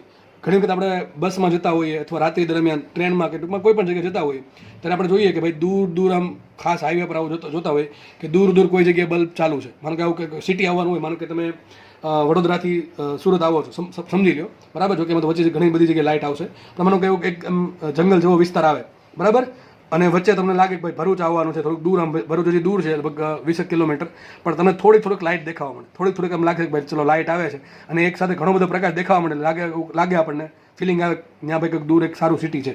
જેમ ભરૂચ નજીક આવતું જાય એમ પેલી જે લાઇટ જે આપણે દૂરથી એકદમ આ ઝાંખી દેખાતી હતી એ ધીમે ધીમે એનો પ્રકાશ વધતો જશે. માનો કે તમારી ગાડી ભરૂચમાં એન્ટર થઈ ગઈ અને માનો કે લાઇટ તમને એકદમ નજીકથી જોશો તો એ એકદમ તીવ્ર દેખાશે. તો આ શું છે, આ ઇન્ટેન્સિટી છે. શું છે, આ ઇન્ટેન્સિટી છે. ભાઈ ઇન્ટેન્સિટીની ફિલિંગ લેવાની છે. આજે બધાને ઇન્ટેન્સિટીની ફિલિંગ લેવાની છે, બરોબર. તો ઇન્ટેન્સિટી કોના પર ડિપેન્ડ કરે, જેટલું અંતર વધારે એટલી ઇન્ટેન્સિટી ઓછી, સીધી વાત છે. ટ્રક વાળો યાદ કરો, ટ્રક વાળો દૂર હતો એટલે વિચારો, આંખ જે આપણી આંખ છે, આંખ માનો કે આપણે દોરી આંખ, હ્યુમન આઈ, તો સમજી લો કે હ્યુમન આઈ છે, બરાબર. આ પ્રમાણે તો આટલા ભાગ પર પ્રકાશ પડે છે. એરિયા અચળ થઈ ગયો, વિચારો, એરિયા અચળ થઈ ગયો, સમય તો ચલો અચળ રાખીએ આપણે, બરાબર છે. તો વિચારો, ઈ શું છે, વોટ ઇઝ ઈ છે ઉર્જા. ટ્રક દૂર હોય ત્યારે જે લાઇટમાંથી કુલ પ્રકાશ ઉત્પન્ન થાય છે અથવા જે ઉર્જા ઉત્પન્ન થઈ, બરાબર છે, જો આપણે હેડલાઇટમાંથી જે પ્રકાશ બહાર પડે છે એની જે ઉર્જા છે એમાંથી તમારા આંખ પર કેટલી અથડાય, બહુ ઓછી અથડાય, સીધી વાત છે. ટ્રક દૂર હોય તેને વિચારો, લાઇટ છે આ પ્રમાણે જતી હોય બધી જ દિશામાં, એમાં તમારા આંખ પર તમે ટ્રકથી ઘણા બધા દૂર છો, તમારા આંખમાં બહુ નાનકડો એવો ભાગ છે આ ઉર્જાનો તમારા આંખ પર પડશે.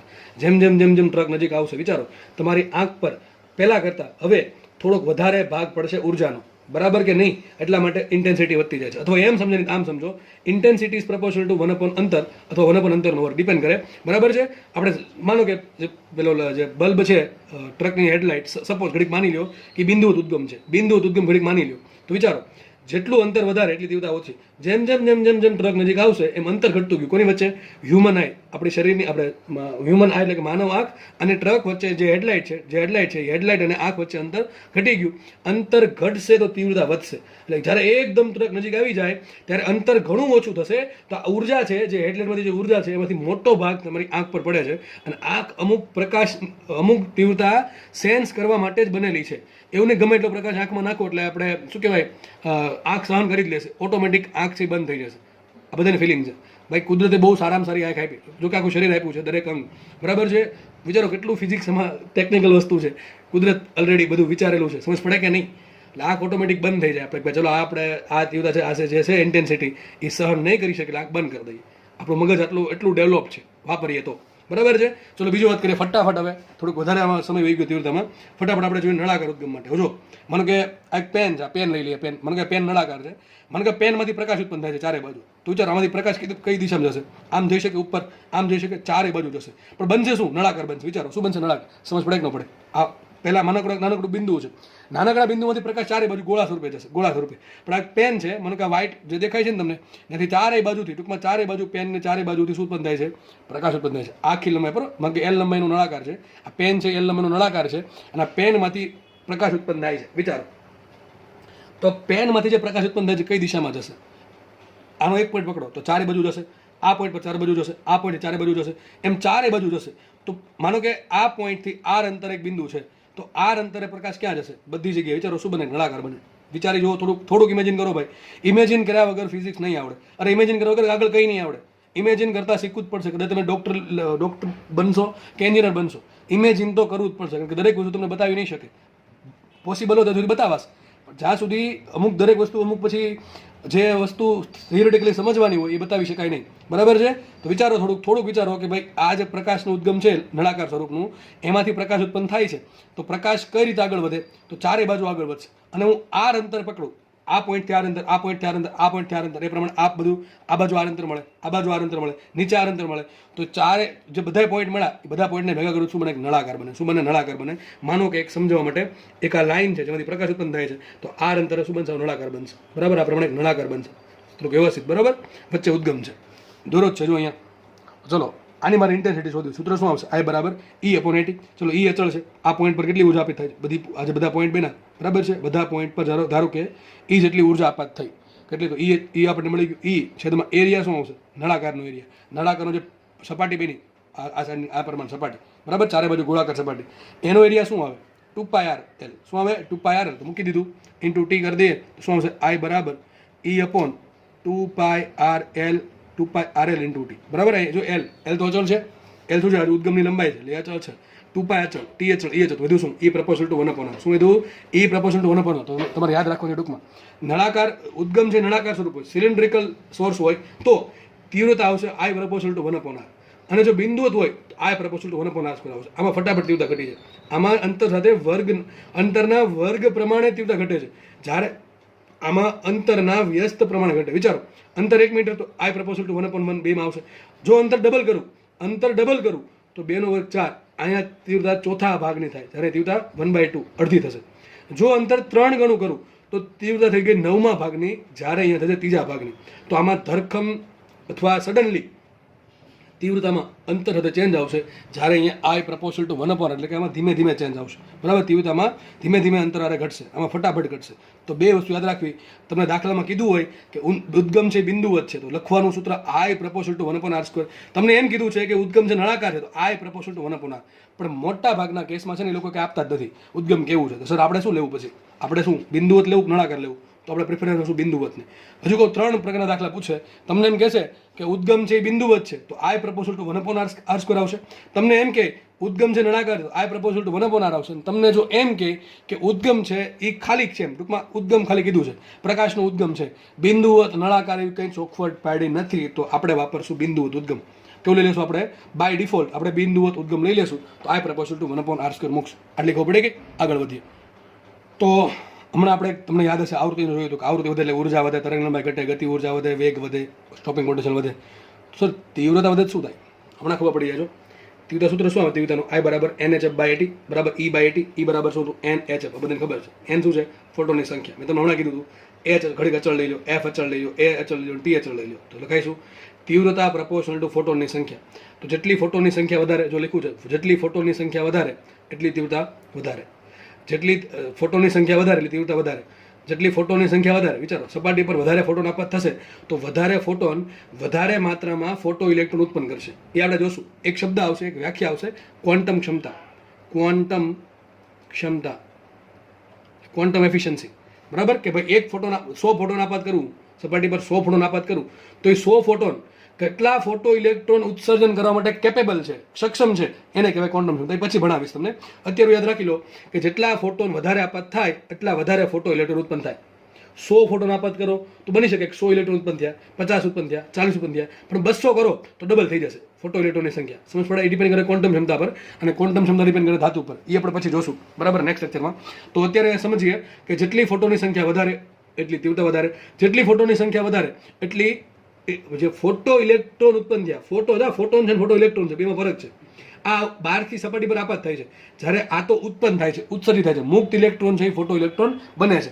તો જેટલી ફોટોની સંખ્યા વધારે, તીવ્રતા વધારે, ફોટો ઇલેક્ટ્રોનની સંખ્યા વધારે, જેટલા ફોટો ઇલેક્ટ્રોનની સંખ્યા વધારે એમ વિદ્યુતભાર વધારે ઉત્પન્ન થાય ને. ફોટો ઇલેક્ટ્રોન શું આપે? એક પ્રકારના ઇલેક્ટ્રોન જ છે, એના કારણે વિદ્યુતભાર મળે. કેટલો? Q બરાબર N-. આપણે ફોટો ઇલેક્ટ્રોનની સંખ્યા ધારો કે N- છે, ઘડી ફોટોની સંખ્યા N છે અને ફોટો ઇલેક્ટ્રોનની સંખ્યા N- છે, બરાબર છે. તો જેટલા ફોટો ઇલેક્ટ્રોન વધારે એટલો વિદ્યુતભાર વધારે, અને જેટલો વિદ્યુતભાર વધારે એટલો ફોટો ઇલેક્ટ્રિક પ્રવાહ I બરાબર શું આવે? Q/T. જેટલો વિદ્યુતભાર વધે એટલો સામે પ્રવાહ વધશે. સમજ પડે કે ન પડે? તો સિમ્પલ વાત છે કે આપેલ સમયગાળામાં એટલે કે ટી અચળ અચળ લઈ લો કે ભાઈ સમયગાળો થોડોક ફિક્સ કરી નાખો. જેટલા સપાટી પર વધારે ફોટોન આપાત થાય એટલી તીવ્રતા વધે, એટલે વધારે ફોટો ઇલેક્ટ્રોન ઉત્પન્ન થશે, એટલે વધારે વિદ્યુતભાર મળે, અને સામે એટલો વધારે ઇલેક્ટ્રિક પ્રવાહ મળે. તો બધી જો સમપ્રમાણમાં છે. આમાં કે આવૃત્તિ આવે છે, આમાં કે આવૃત્તિ આવતી નથી. આવૃત્તિનું સાહેબ શું છે? અહીંયા છે, જો અહીંયા છે. જેટલું F વધારે એટલી આપાત ઉર્જા વધારે, આપાત ઉર્જા વધારે એટલું લેમડા ઓછું, બરાબર કે નહીં? એટલું ગતિ ઉર્જા વધારે. જો ફોટો ઇલેક્ટ્રોન ઉત્પન્ન થયો ગતિ ઉર્જા વધારે એટલી એનો વેગ વધારે, એટલું શોપિંગ પોટેન્શિયલ વધારે. તો 2 ગ્રુપ પડી ગયા ભાઈ, 2 ગ્રુપ પડી ગયા છે. આ ગ્રુપ બહુ તમને IMP છે ભાઈ. દાખલા ગણવા માટે 10 સેકન્ડમાં આન્સર આવી જશે, આવડી જશે તો.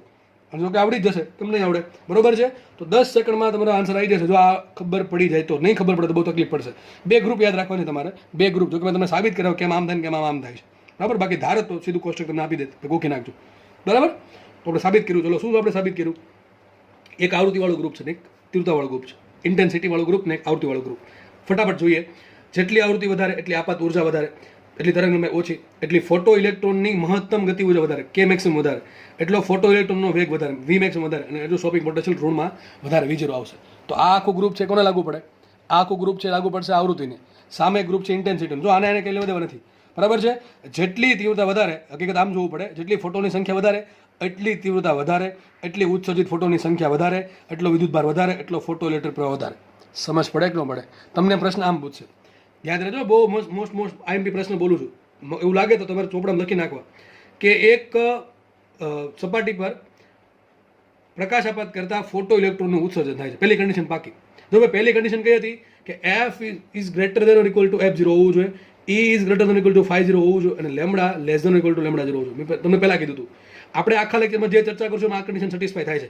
એટલે પહેલું આ ચેક કરી લેવાનું. જો આ નહીં થાય તો કંઈ બધું ખોટું છે, આ બધું લાગુ જ નહીં પડે. એટલે માનો કે આ સેટિસ્ફાય થાય છે, પછી માનો તમને એમ કીધું કે જો તીવ્રતા ડબલ કરવામાં આવે તો ગતિ ઉર્જા કેટલી?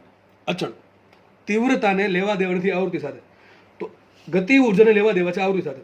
હવે તમે તીવ્રતા ડબલ કરી તો ગતિ ઉર્જામાં કંઈ ફરક નહીં પડે. એ તમને એમ કહ્યું તીવ્રતા 3 ગણી કરી તો વેગ એટલો રહે, સ્ટોપિંગ પોટેન્શિયલ એટલું જ રહે.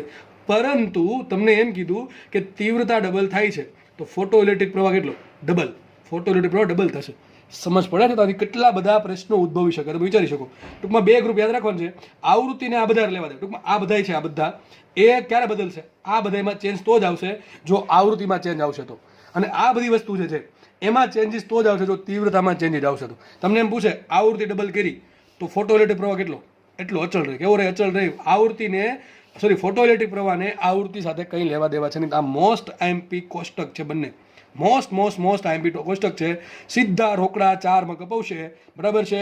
5 થી 10 સેકન્ડમાં 5 થી 10 સેકન્ડમાં રોકડા તમને માર્ક્સ મળશે. એટલે કોઈ બી રીતે સાબિત કરાવ્યું છે, વ્યવસ્થિત જોવાનું છે, સમજવાનું છે, બેઝિક ક્લિયર કરવાનું છે, ફંડામેન્ટ ક્લિયર કરવાનો છે, અને આ વસ્તુ યાદ રાખવાની છે લાંબા સમય સુધી. એના માટે રિવિઝન કરવું પડશે, બરોબર છે. તો જોજો આ જેટલી બી વસ્તુ છે એને ખાલી આધાર છે તીવ્રતા સાથે, અને અહીંયા જેટલી બી વસ્તુ છે એને આધાર છે આવૃત્તિ સાથે. પણ ક્યારે? જો આ કન્ડિશન સેટિસ્ફાય થાય છે તો જ, બાકી નહીં. એટલે પહેલામાં પહેલી શરત આ ચેક કરવાની. પછી જોવાનું કે ભાઈ તીવ્રતા ડબલ કરી છે તો ફોટો ઇલેક્ટ્રિક પ્રવાહ ડબલ થશે. પણ માનો કે તમને એમ કીધું કે થ્રેશોલ્ડ તરંગ લંબાઈ માની લો કે 10 હર્ટ્ઝ છે, સમજી લો 10 હર્ટ્ઝ છે, અને તમે આપાત કરી 8 હર્ટ્ઝ, તો ફોટો ઇલેક્ટ્રિક ઉત્પન્ન જ નહીં થાય. તો ફોટો ઇલેક્ટ્રિક પ્રવાહ 0 હોય તો ત્યાં ટીક કરી નહીં આવતા. તમને એમ કહેશે એક સપાટીની થ્રેશોલ્ડ આવતી. જો એક દાખલો બનાવીએ, એક જો કે રકમ ખોટી છે કારણ કે આંકડા ખોટા છે, એટલે માનો કે એક સપાટી છે એની થ્રેશોલ્ડ તરંગમાં 10 હર્ટ્ઝ, આટલી નો બહુ વધારે હોય, થ્રેશોલ્ડ તરંગમાં 10 હર્ટ્ઝ છે, એ સપાટી પર 8 હર્ટ્ઝની આવૃત્તિ આપાત થાય છે. આગળ લખ્યું એટલે તમને બુદ્ધું બનાવવા માટે કે તીવ્રતા ડબલ કરવામાં આવે તો ફોટો ઇલેક્ટ્રિક પ્રવાહ કેટલો, ઘણા અડધી લીટી વાંચે, ઘણાને એમ કીધું સરે આપણને કીધું હતું ભાઈ, સરે કીધું હતું યાદ રાખજો, મોસ્ટ ટાઈમ પીછે પૂછાણો પ્રશ્ન. વાહ વાહ સર વાહ, તમે કીધું પૂછાણું, જો કે પૂછાય જ છે બધું બરાબર છે. તો હવે પ્રશ્ન એમ પૂછાણો કે તીવ્રતા ડબલ કરી તો ફોટો ઇલેક્ટ્રિક પ્રવાહ કેટલો. ઘણા છે ને આમ હરક પદુડા થાય, એચપી શું બને, એચપી બનવાનો પ્રયત્ન કરે, હરક પદુડા એચપી બનવાનો પ્રયત્ન કરશે એટલે શું ટેક કરે ડાયરેક્ટ ફોટો ઇલેક્ટ્રિક પ્રવાહ ડબલ. પણ સરે એવું કીધું હતું કે કન્ડિશન ચેક કરવી પડે કે ભાઈ આવૃત્તિ જે આપાત થાય છે એ આપાત આવૃત્તિ કરતાં વધારે, સોરી થ્રેશોલ્ડ આવૃત્તિ કરતાં વધારે હોવી જોઈએ. અહીં થ્રેશોલ્ડ આવૃત્તિ 10 હર્ટ્ઝ છે, આપાત કરી 8 હર્ટ્ઝ, તો ફોટો ઇલેક્ટ્રોન જ ઉત્પન્ન નહીં થાય. ફોટો ઇલેક્ટ્રોન ઉત્પન્ન નહીં થાય તો પ્રવાહ ક્યાંથી મળવાનો, 0 આવે. શું આન્સર આવે, 0. તમે તીવ્રતા ગમે એટલી વધારશો, 2 ગણી, 3 ગણી, 30 ગણી, 20 ગણી, 100 ગણી, પણ ફોટો ઇલેક્ટ્રિક પ્રવાહ 0 જ બનશે. તો અહીંયા રોલ કોણ ભજવે, પહેલાં રોલ ભજવે આવૃત્તિ. તો બધું સ્ટાર્ટ અહીંથી થાય છે. એક વખત ફોટો ઇલેક્ટ્રિક અસર ઉત્પન્ન થઈ ગઈ પછી આ બધું લાગુ પડે. એટલે બહુ ગોલ્ડન સ્ટેટમેન્ટ બોલો છું દોસ્ત, હાસ્યમાં કંઈક સારી જગ્યાએ તમારી ભાષામાં જે ભાષામાં સમજાણું છે એ ભાષામાં લખી નાખું. કોઈ પણ લેંગ્વેજમાં, ઉર્દુમાં લખો, ઇંગ્લિશમાં લખો, હિન્દીમાં લખો, બરાબર, કે ગુજરાતીમાં લખો, ઇટ્સ અપ ટુ યુ, પણ વ્યવસ્થિત લખજો. બરાબર, લેક્ચર અહીંયા રાખીએ. બરાબર, લેક્ચર થોડોક વધારે ખેંચાઈ ગયો તીવ્રતામાં, પણ આપણે નેક્સ્ટ લેક્ચરમાં આપણે ગ્રાફ આના સોલ્વ કરશું. બરાબર છે, પણ ગ્રાફ જો આ આવડશે ને તો ગ્રાફ આમ આવડશે, એકદમ ફટાકે દઈને ગ્રાફ આવડી જશે. પણ આ આવડશે તો તમને એમ પૂછ્યું, ચલો પ્રશ્ન આવો પૂછો કે તીવ્રતા વિરુદ્ધ ગતિઉર્જા આલેખ દોરો. ગતિઉર્જા તો શું આલેખ આવે, અચળ આવે. તીવ્રતા વધે, ગતિઉર્જા થોડી વધવાની છે, એ જોશું આપણે. થોડોક વેરિએશન એમાંય આવશે પણ જોશું આપણે. બરાબર, ચલો અત્યારે એટલું રાખીએ. નેક્સ્ટ લેક્ચરમાં ફરી વખત મુલાકાત કરશું. ધન્યવાદ, જય હિન્દ.